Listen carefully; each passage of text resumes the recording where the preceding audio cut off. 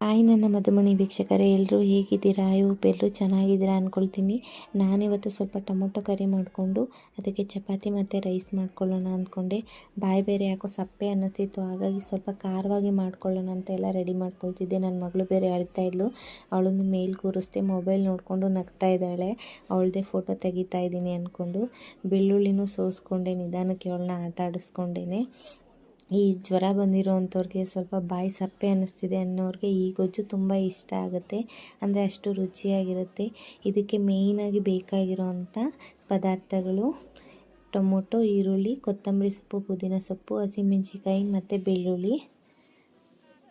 ಒಂದು ಚಿಕ್ಕ ಬಾಣಲಿ ಇಟ್ಕೊಂಡು ಅದಕ್ಕೆ ಎಣ್ಣೆ ಹಾಕ್ಕೊಂಡು, ಎಣ್ಣೆ ಕಾದ್ಮೇಲೆ ಸ್ವಲ್ಪ ಜೀರಿಗೆ, ಬೆಳ್ಳುಳ್ಳಿ, ಈರುಳ್ಳಿ, ಕಟ್ ಮಾಡಿ ಇಟ್ಕೊಂಡಿರೋವಂಥ ಟೊಮೊಟೊ ಮತ್ತು ಹಸಿಮೆಣ್ಸಿಕಾಯಿ ಎಲ್ಲನೂ ಹಾಕ್ಕೊಂಡು ಸ್ವಲ್ಪ ಹೊತ್ತು ಫ್ರೈ ಮಾಡಿಕೊಂಡು, ನಂತರ ಇದಕ್ಕೆ ಕ್ಲೀನಾಗಿ ಎಲ್ಲ ಸೋಸಿಟ್ಟಿರೋವಂಥ ಪುದೀನ ಸೊಪ್ಪು ಮತ್ತು ಕೊತ್ತಂಬರಿ ಸೊಪ್ಪನ್ನ ಹಾಕ್ಕೊಳ್ತಾಯಿದ್ದೀನಿ. ಪುದೀನ ಸೊಪ್ಪು ಒಂದೆರಡು ಎಲೆ ಜಾಸ್ತಿನೇ ಯೂಸ್ ಮಾಡಿ, ಚೆನ್ನಾಗಿರುತ್ತೆ. ಈ ಗೊಜ್ಜಿಗೆ ಸ್ವಲ್ಪ ಖಾರವಾಗಿ ಮಾಡ್ಕೋಬೇಕು. ಎಲ್ಲನೂ ಫ್ರೈ ಮಾಡಿಕೊಂಡು ಈ ರೀತಿ ಮಿಕ್ಸಿ ಜಾರ್ಗೆ ಹಾಕ್ಕೊಂಡು ತರಿ ಆಗಿರೋ ಹಾಗೆ ರುಬ್ಕೊಳ್ಳಿ. ಇದನ್ನು ಇನ್ನೊಂದು ರೌಂಡ್ ಹಾಕ್ಕೊಳ್ತೀನಿ. ಈ ರೇಂಜಿಗಿದ್ರೆ ಸಾಕಾಗುತ್ತೆ.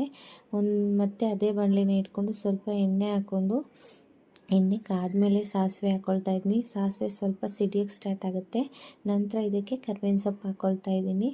ಕರ್ಬೇವಿನ ಸೊಪ್ಪು, ಸಾಸಿವೆ ಎಲ್ಲ ಫ್ರೈ ಆದಮೇಲೆ ಇದಕ್ಕೆ ರುಬ್ಬಿಟ್ಕೊಂಡಿರೋಂಥ ಟೊಮೊಟೊ ಮಸಾಲಾನ ಹಾಕ್ಕೊಂಡು ರುಚಿಗೆ ತಕ್ಕಷ್ಟು ಉಪ್ಪನ್ನ ಹಾಕ್ಕೊಳ್ಳಿ.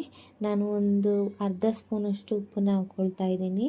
ಸ್ವಲ್ಪನೇ ಮಾಡ್ಕೊಂಡಿರೋದು, ಹಾಗಾಗಿ ಒಂದು ಅರ್ಧ ಸ್ಪೂನ್ ಉಪ್ಪು ಹಾಕ್ಕೊಂಡು ಒಂದು ಕುದಿ ಬಂದರೆ ಸಾಕು, ಗೊಜ್ಜು ರೆಡಿಯಾಗುತ್ತೆ. ಇದಕ್ಕೆ ಸ್ವಲ್ಪ ಒಂದೆರಡು ಚಪಾತಿ ಮಾಡ್ಕೊಳ್ತಾ ಇದ್ದೆ.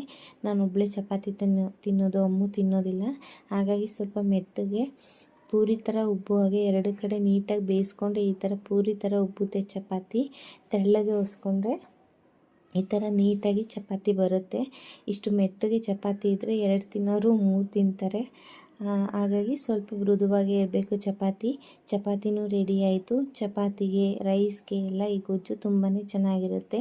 ನಾನಂತೂ ಈ ಗೊಜ್ಜು ಸ್ವಲ್ಪ ಖಾರವಾಗಿ ಮಾಡಿಕೊಂಡ್ರೆ ಒಂದು ತುತ್ತು ರೈಸ್ನ ಜಾಸ್ತಿನೇ ಊಟ ಮಾಡ್ತೀನಿ. ಅಂದರೆ ಅಷ್ಟು ರುಚಿ ಅನಿಸುತ್ತೆ. ಬಾಯೆಲ್ಲ ಸಪ್ಪೆ ಆಗಿದ್ರಂತೂ ನನಗಂತೂ ಈ ಟೊಮೊಟೊ ಗೊಜ್ಜು ತುಂಬಾ ಇಷ್ಟ ಆಗ್ತಿರುತ್ತೆ. ನನ್ನ ವಿಡಿಯೋ ಇಷ್ಟ ಆದರೆ ಸಬ್ಸ್ಕ್ರೈಬ್ ಮಾಡಿ. Thank you.